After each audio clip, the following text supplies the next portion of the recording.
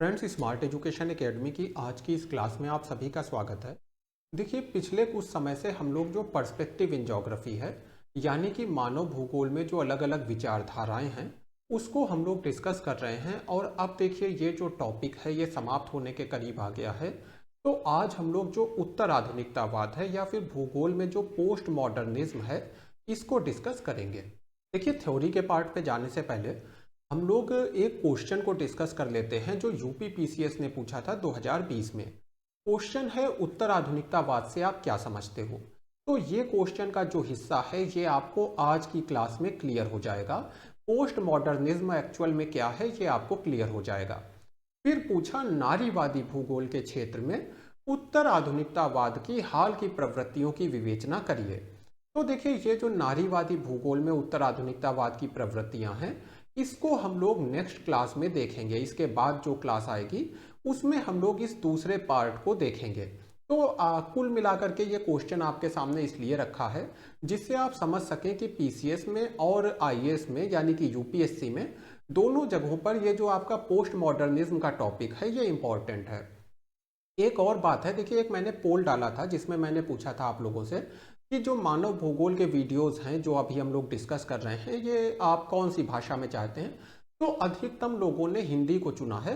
तो देखिए, हिंदी में मैं अपने जो पीपीटी है इसको हिंदी में रखूंगा, हिंदी में समझाऊंगा। लेकिन जो इंग्लिश मीडियम वाले स्टूडेंट हैं उनके लिए इंग्लिश का पीडीएफ अवेलेबल रहेगा, यानी जितनी भी चीज़ें मैं पढ़ाऊंगा इसका इंग्लिश पीडीएफ भी आपको अवेलेबल रहेगा। तो जो पीडीएफ है वो आपको हमेशा की तरह जो हमारा कमेंट बॉक्स है वहां पर लिंक मिल जाएगा, वहां पर क्लिक करके आप पीडीएफ को डाउनलोड कर सकते हैं। देखिए, सबसे पहले तो जो हम लोग उत्तर आधुनिकतावाद की परिभाषा पढ़ रहे हैं ये दी है ऑक्सफोर्ड डिक्शनरी ऑफ ज्योग्राफी ने।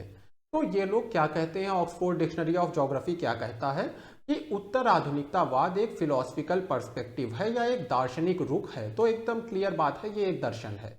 अब देखिए, इसमें कहा क्या गया है पहले मैं आपको समझा देता हूं, यानी कि उत्तर आधुनिकतावाद का मतलब क्या है पहले ये हम लोग समझने जा रहे हैं। देखिए, हर समाज की एक संरचना होती है। समाज की संरचना से मतलब है, जैसे अगर भारत के समाज को देखें तो यहाँ पर आपको जनरल कास्ट के लोग दिखते हैं, फिर कुछ आपको ओबीसी समाज के लोग दिखते हैं यानी अदर बैकवर्ड क्लासेस, और इसके साथ ही आपको एससी एसटी क्लासेस भी दिखाई देती हैं। तो ये क्या हो गई, भारत के समाज की संरचना हो गई। इसी तरह से अगर आप अमेरिका में देखें तो आप समाज को दो भागों में डिवाइड कर सकते हैं, श्वेत अश्वेत, यानी कि ऐसे लोग जिनका रंग सफेद है और ऐसे लोग जिनका रंग काला है। अब देखिए, क्या देखा जाता है कि समाज के कुछ वर्गों के पास ज्यादा संसाधन होते हैं, उनके पास ज्यादा अधिकार होते हैं, जबकि समाज के कुछ वर्ग ऐसे होते हैं जिनका शोषण हुआ होता है, जो पिछड़े होते हैं। तो ये है हमारे समाज की संरचना। इसी तरह से देखिए, हमारे इतिहास में हमारे समय में अलग अलग समय पे अलग अलग घटनाएं होती हैं। जैसे कि एक वो समय था जब जो ब्रिटिश ईस्ट इंडिया कंपनी थी उसने भारत के ऊपर कब्जा कर लिया। तो यानी कि ये कह लीजिए कि इंपीरियलिज्म का टाइम था। तो ये एक ऐतिहासिक घटना हो गई। अब देखिए, जो हमारा उत्तर आधुनिकतावाद है वो कहता है कि इस तरह की जो आपकी सामाजिक संरचनाएं हैं इसके पीछे कारण क्या है। देखिए, कोई भी सामाजिक संरचना अगर डेवलप हुई है, जैसे भारत में जनरल ओबीसी एससी एसटी की संरचना है, ये अगर डेवलप हुई है तो इसके पीछे कुछ कारण होगा, कोई भी चीज बिना कारण के नहीं होती है।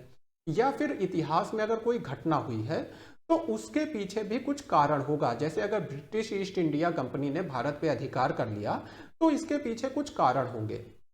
अब देखिए, उत्तर आधुनिकतावाद कहता है कि किसी एक कारण से आप इस सामाजिक संरचना की व्याख्या नहीं कर सकते। जैसे कि एक उदाहरण देता हूं, जो मार्क्सवाद है, जो मार्क्सिज्म है, वो क्या कहता है, जो उत्पादन के साधन हैं उनके लेकर के वर्ग संघर्ष होता रहता है। थोड़ा सा मैं आपको डिटेल में ले जाऊंगा।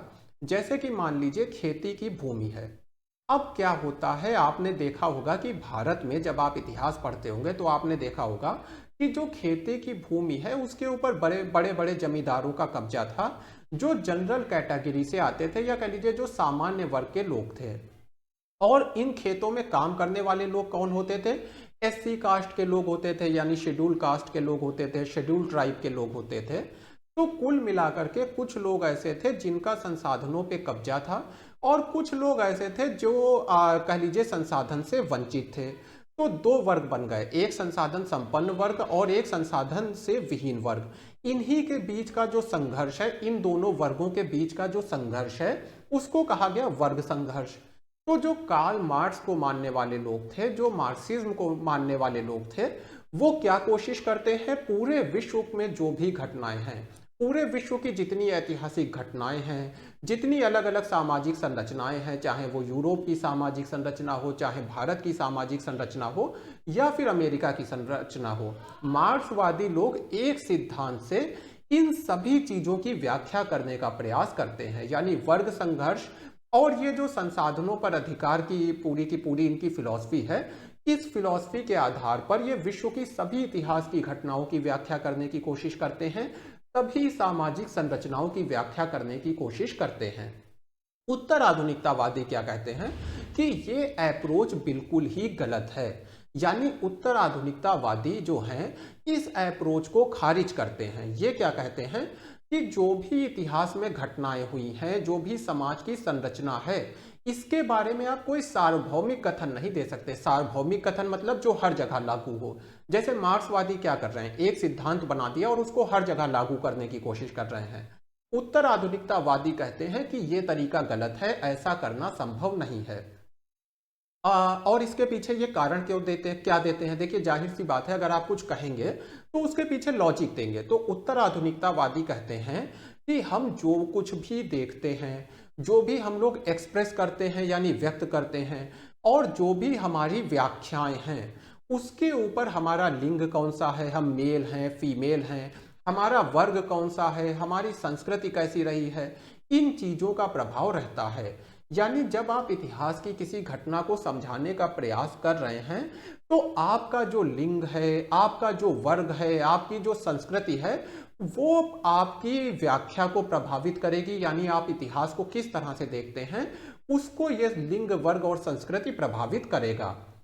इसलिए अलग अलग लोग एक ही घटना को अलग अलग तरीकों से देखेंगे, और कोई भी व्याख्या दूसरी व्याख्या से श्रेष्ठ नहीं है, क्योंकि सारी चीजें सब्जेक्टिव हो गई। हर कोई अपने अपने दृष्टिकोण से घटनाओं को देख रहा है।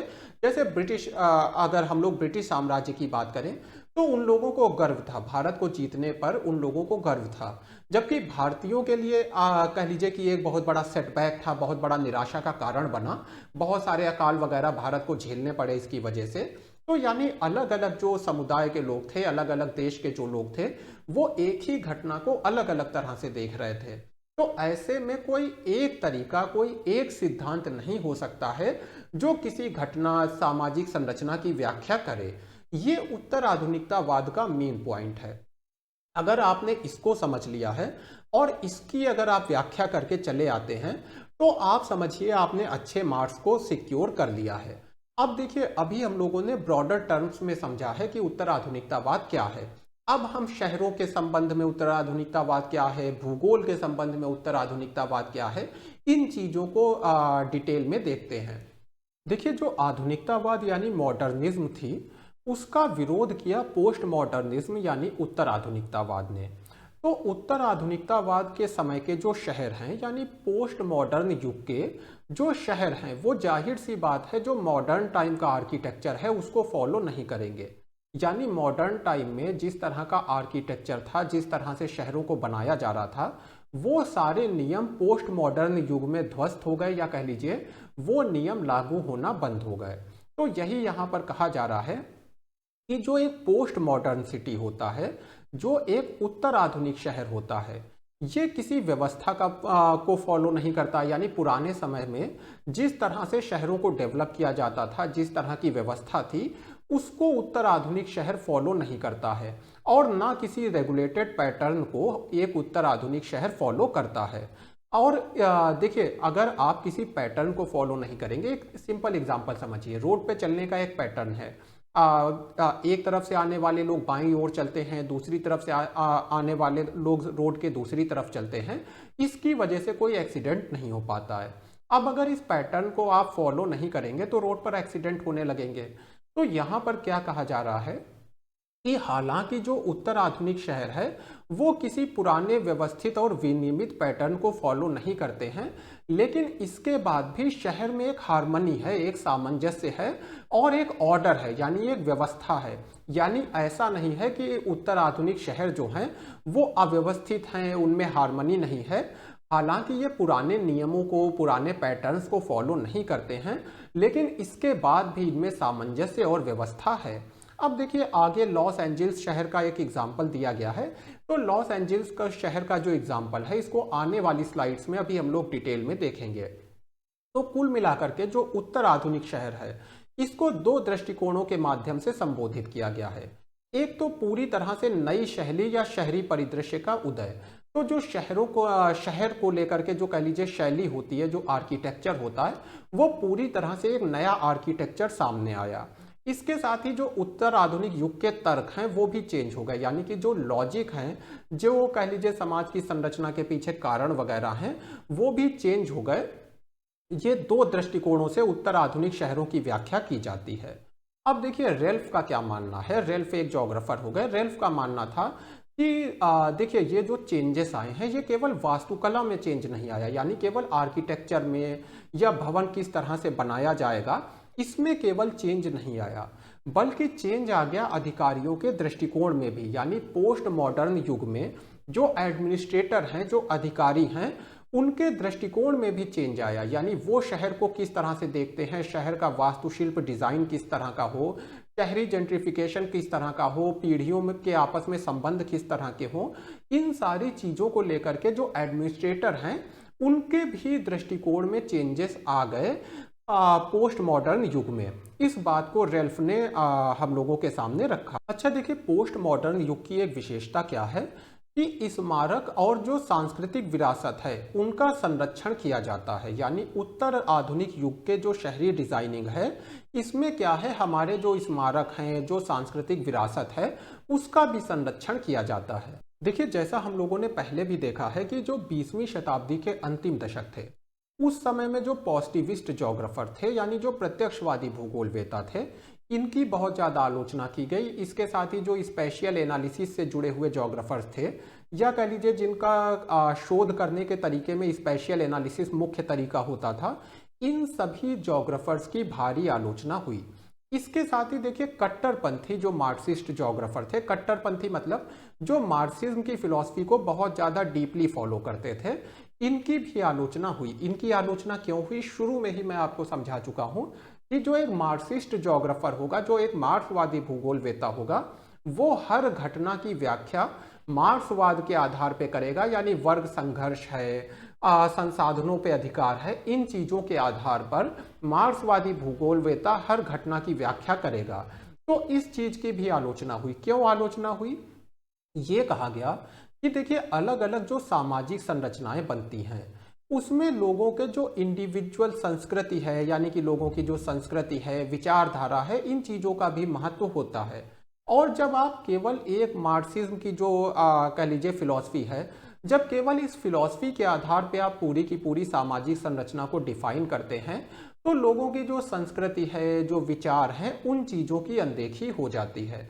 तो इस वजह से जो जो मार्क्सिस्ट ज्योग्राफर हैं इनकी भी आलोचना हुई, पॉजिटिविस्ट जो लोग थे इनकी आलोचना हुई, स्पेशियल एनालिसिस को यूज करने वाले जो ज्योग्राफर थे इनकी भी आलोचना हुई।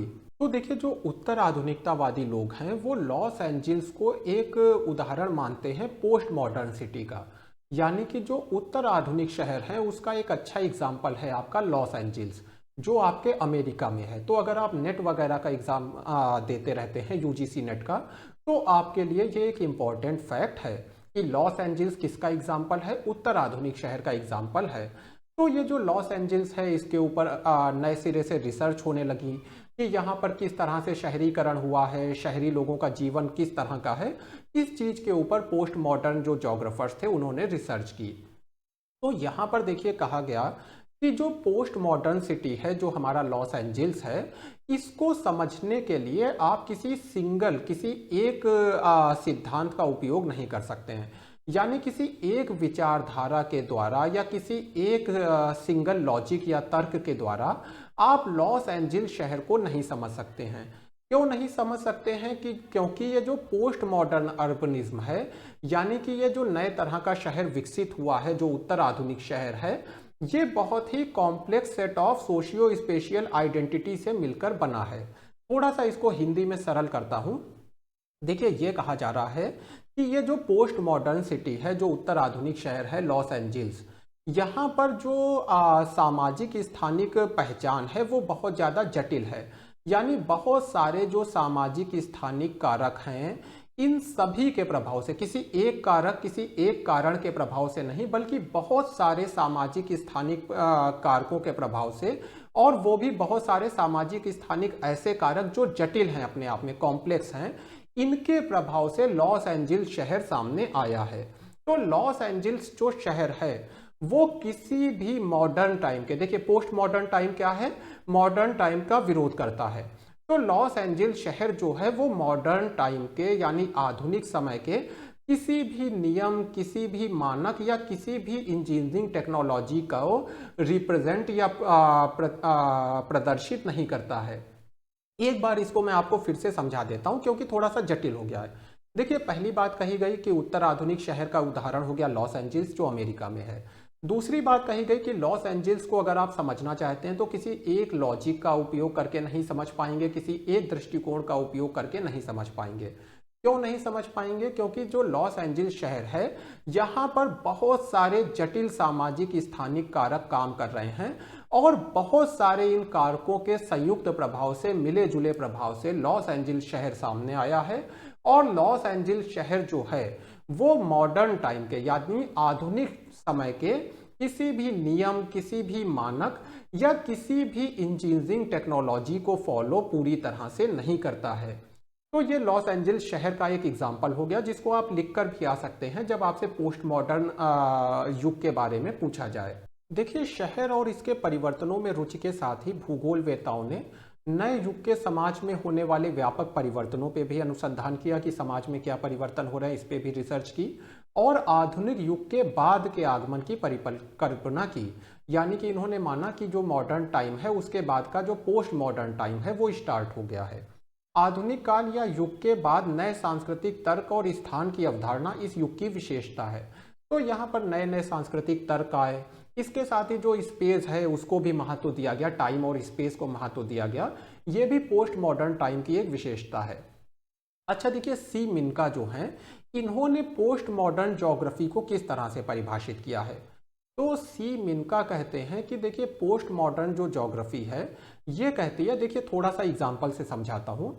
मान लीजिए आप एक शहर की व्याख्या करना चाहते हैं कि शहर का जो विकास हुआ है किस तरह से हुआ है, शहर की जो संरचना है वो किस तरह की है, शहर में जो सामाजिक संरचना है वो किस तरह की है।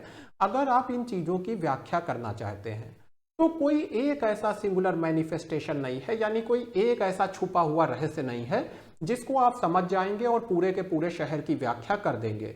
कुल मिलाकर के कोई एक ऐसा लॉजिक नहीं है जिसको आप ढूंढ निकालेंगे और शहर को पूरी तरह से समझ लेंगे। बजाय इसके आपको जो अलग अलग पर्सपेक्टिव हैं, यानी जो अलग अलग विचारधाराएं हैं, अलग अलग प्रक्रियाएं हैं, अलग अलग ऑब्जेक्ट हैं, इन सबको समझना होगा। क्योंकि जो शहर है वो इन अलग अलग विचारधाराओं का, अलग अलग प्रक्रियाओं का और अलग अलग ऑब्जेक्ट्स का मिला जुला रूप है। यानी इन सबके बीच में जो जैसे कि अलग अलग समाज के लोगों की जो अलग अलग विचारधाराएं थीं, जो अलग अलग प्रक्रियाएं थीं, इन सबके बीच में जो अंतर क्रियाएं हुई, इन अंतर क्रियाओं का मिला जुला रूप है, एक जटिल रूप है पोस्ट मॉडर्न सिटी या उत्तर आधुनिक शहर। तो अगर आप इसको समझना चाहते हैं तो आप केवल एक लॉजिक के आधार पर नहीं समझ पाएंगे। तो ये आपकी सी मिनका की परिभाषा हो गई। देखिए, वैसे सी मिनका ने इसको अलग तरह से कहा है, लेकिन मैंने आपको इसको एक एग्जाम्पल से समझा दिया जिससे आप अच्छे से समझ पाएं। अब देखिए, फाइनली हम लोग बात करते हैं डियर के द्वारा दी गई परिभाषा की। तो डियर कहते हैं उत्तर आधुनिकतावादी चिंतन सामाजिक संबंधों के क्षेत्र में किसी प्रकार के सार्वभौम सिद्धांत को संदेहास्पद दृष्टि से देखता है और ऐसे सिद्धांतों के प्रतिपादन की संभावना को नजरअंदाज करता है। अब इस सेंटेंस को मैं एक्सप्लेन नहीं करूंगा, मुझे लगता है अब आप इसको अपने आप से एक्सप्लेन कर सकते हैं। उत्तर आधुनिकतावादी मानव भूगोल सामाजिक प्रक्रिया की स्थान तथा समय संबंधी सापेक्षता के प्रति पूर्ण रूपेण समर्पित संदर्भ परक विज्ञान है। यानी कि जो उत्तर आधुनिकतावादी मानव भूगोल है, जो human geography post modern time की है, ये जो आपका टाइम और स्पेस का कॉन्सेप्ट है इसको बहुत ज़्यादा मान्यता देता है। जैसे कि एरियल डिफरेंशिएशन भी करता था, यानी जो आपका क्षेत्रीय विभेदन करता था। ये क्या कहता है कि अलग अलग समय और अलग अलग स्थान के जो लोग हैं उनका कल्चर, उनके ट्रेडिशन अलग अलग होते हैं। इसलिए किसी एक सिद्धांत, किसी एक नियम से आप हर जगह की व्याख्या नहीं कर सकते। जो पहली लाइन में कहा गया था कि उत्तर आधुनिकतावादी मानते हैं कि कोई भी एक सार्वभौम सिद्धांत, कोई एक सिद्धांत हर परिस्थिति की व्याख्या नहीं कर सकता है। तो ये आपका देखिए पोस्ट मॉडर्निज्म हो गई या उत्तर आधुनिकतावाद हो गया।